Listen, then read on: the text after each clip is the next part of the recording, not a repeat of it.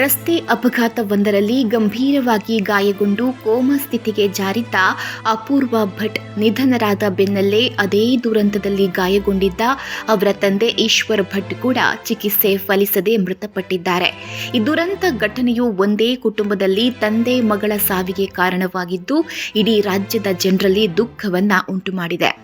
ಅಪೂರ್ವ ಭಟ್ ಹೋರಾಟ ಮತ್ತು ನಿಧನ ಸುಮಾರು 130 ದಿನಗಳ ಕಾಲ ಕೋಮಾ ಸ್ಥಿತಿಯಲ್ಲಿದ್ದ 32 ವರ್ಷದ ಅಪೂರ್ವ ಭಟ್ ಚೇತರಿಕೆಗಾಗಿ ಇಡೀ ರಾಜ್ಯ ಪ್ರಾರ್ಥಿಸಿತ್ತು. ಅವರ 3 ವರ್ಷದ ಮಗಳು ಮತ್ತು ಪತಿ ಆಶೀಶ್ ಸಾರಡ್ಕ ಅವರು ಹಗಲಿರುಳು ಅವರ ಗುಣಮುಖಕ್ಕಾಗಿ ಹಂಬಲಿಸಿದ್ರು. ಆಶೀಶ್ ಸಾರಡ್ಕ ಅವರು ಅಪೂರ್ವ ಅವರ ಆರೋಗ್ಯದ ಕುರಿತು ಸಾಮಾಜಿಕ ಜಾಲತಾಣಗಳಲ್ಲಿ ನಿರಂತರವಾಗಿ ಮಾಹಿತಿ ಹಂಚಿಕೊಂಡಿದ್ರು. ಇದು ರಾಜ್ಯಾದ್ಯಂತ ಸಾವಿರಾರು ಮಂದಿ ಪ್ರಾರ್ಥನೆಗೆ ಕಾರಣವಾಗಿತ್ತು. ಆದರೆ ದುರಾದೃಷ್ಟವಶಾತ್ ಅವರ ಎಲ್ಲ ಪ್ರಯತ್ನಗಳು ವಿಫಲವಾಗಿ ಚಿಕಿತ್ಸೆ ಫಲಕಾರಿಯಾಗದೆ ಅಪೂರ್ವ ಭಟ್ ಕೆಲ ದಿನಗಳ ಹಿಂದೆಯಷ್ಟೇ ಮಂಗಳೂರಿನ ಆಸ್ಪತ್ರೆಯಲ್ಲಿ ನಿಧನರಾಗಿದ್ರು.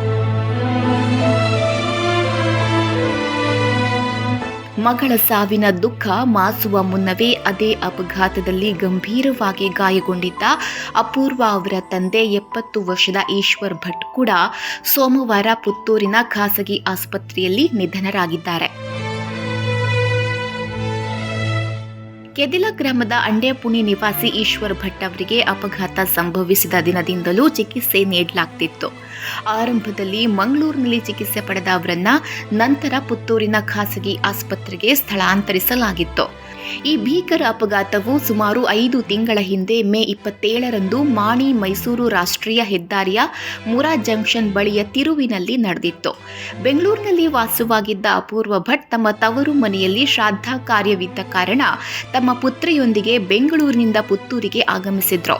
ತಂದೆ ಈಶ್ವರ್ ಭಟ್ ತಮ್ಮ ವ್ಯಾಗ್ನರ್ ಕಾರಿನಲ್ಲಿ ಅವರನ್ನ ಮನೆಗೆ ಕರ್ಕೊಂಡು ಬರ್ತಿದ್ದಾಗ ಮುರದಿಂದ ಪಡ್ನೂರಿಗೆ ಒಳ ರಸ್ತೆಗೆ ತಿರುಗಿಸುತ್ತಿದ್ದಂಥ ವೇಳೆ ಮುಂಭಾಗದಿಂದ ವೇಗವಾಗಿ ಬರ್ತಿದ್ದಂಥ ಖಾಸಗಿ ಬಸ್ ಮತ್ತು ಕಾರಿನ ನಡುವೆ ಡಿಕ್ಕಿ ಸಂಭವಿಸಿತ್ತು.